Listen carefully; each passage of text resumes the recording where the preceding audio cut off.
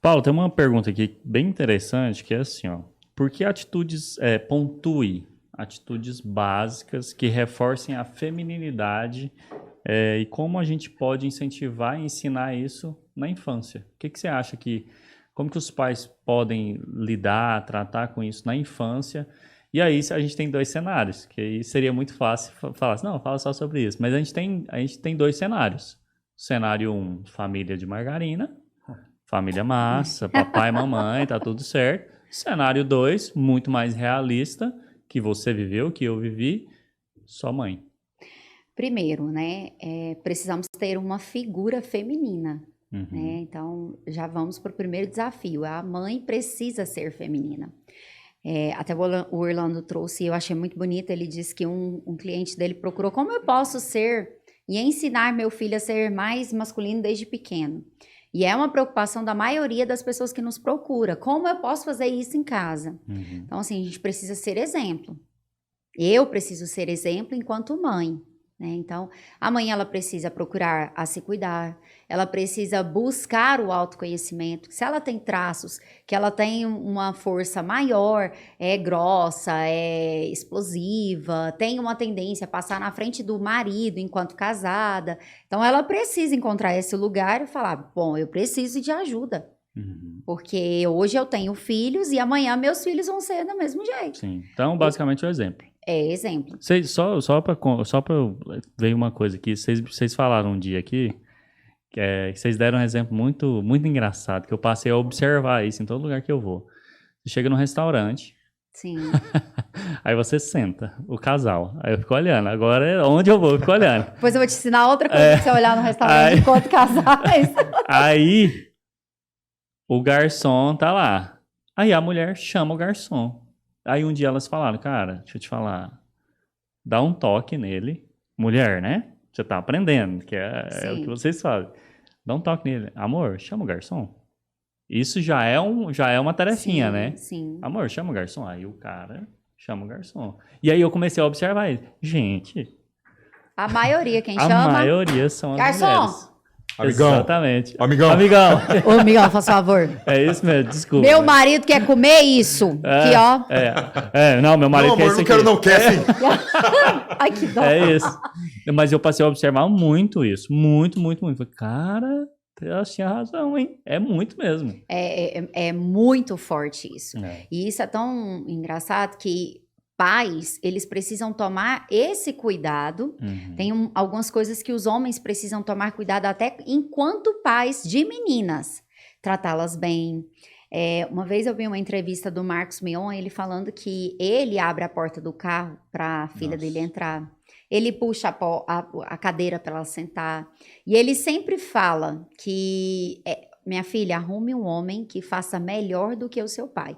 E aí a gente precisa ter um cuidado, né? Porque para ela pode se tornar também, em uma outra extremidade, a filhinha do papai. Ah. Porém, o pai, ele precisa estar no lugar de tratar a mãe bem, porque filho tá observando. Por exemplo. O filho, ele aprende muito mais observando do que a mãe falando e o pai falando. Uhum. Porque normalmente nós pais, a gente fala, não faz isso. Quando fala não, ele já nem tá escutando Uhum. depois. Mas o exemplo é que faz a criança mudar. Ele tá observando o tempo inteiro. Muito bom. Então, independente do cenário, o exemplo. O exemplo. Entendi. Agora, a dificuldade é quando é uma mãe solteira e tem um menino, um homem. E aí precisa da figura que vai fazer o papel paterno.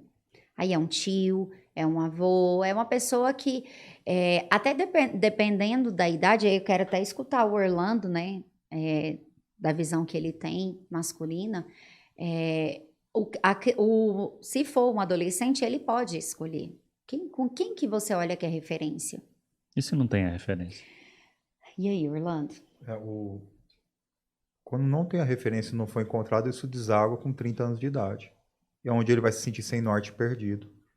E vai começar a olhar para isso. E não tem como mais o pai exercer. Sim. Né? O pai faleceu ou não está perto. Entrar numa arte marcial já ok, mas geralmente isso se faz quando é novinho. Ah, vai no judô, ele vai lá com o Uhum. kimonozinho, é legal, é de bonitinho de ver, né? Sim. E você tem aquele professor que tem todo aquele tato, né, de ele já lidar com os menininhos e tudo.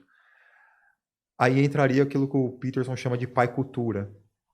O que é o referencial para mim? O que diz o inconsciente coletivo? O que diz a mitologia? Deixa eu ver a história de Hércules. Deixa eu ver o que os gregos diziam, os romanos diziam. O que toda civilização trouxe é o tal do pai cultura. Então ele vai começar a fazer essa observação. O que o imperador Marco Aurélio fez? Qual é o legado? Ele começa a estudar o legado de homens. E ele começa, e aqui é muito interessante, conviver com outros homens. Por isso que praticamente todo o curso que eu monto... Conviver com homens, ponto. Todo curso que eu monto também um grupo junto de debate, de discussão, onde eu quero que ele leve a experiência dele, para ele sentir que ele não é um ET, que ele não é diferente de outros caras que estão passando pela mesma coisa. Por isso que eu chamo a Batalha dos 21, esse novo curso. Por quê? Porque ele vai entrar num grupo que é a tropa, e lá ele vai conversar, interagir com os outros caras. Ele vai entender, não sou só eu que passo por isso.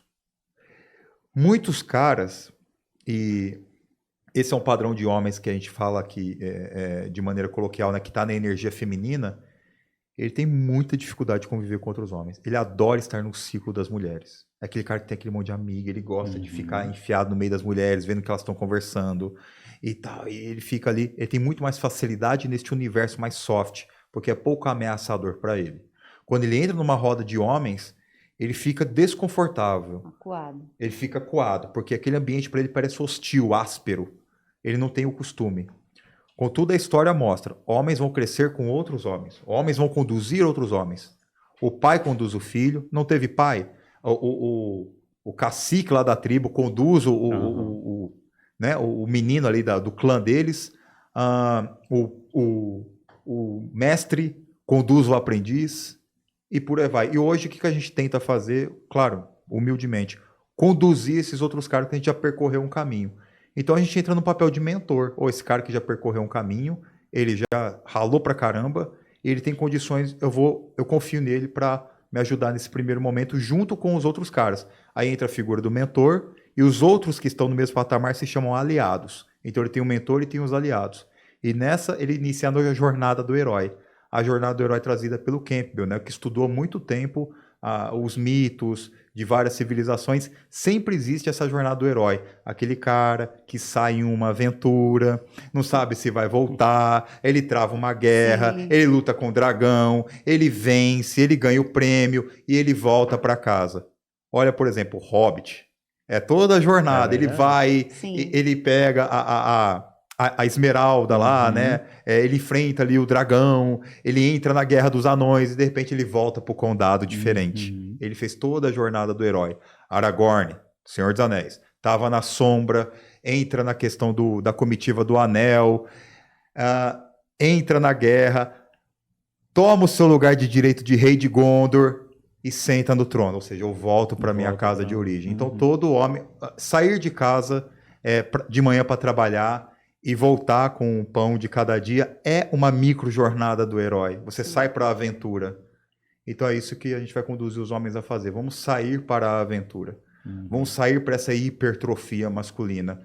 Porque você não pode ser o próprio herói parado, paralisado. Faz nem sentido. Você tem que sair da toca. Você tem que... Eu falo isso muito para os caras da geração Z. Tudo eles querem ter uma certeza absoluta. Tudo eles não querem risco nenhum. Eles querem garantia absoluta. E eu falo pra ele, moleque, vai pra rua, pelo amor de Deus. Para de ficar aqui nessa caixinha de pergunta. Vai respirar a rua.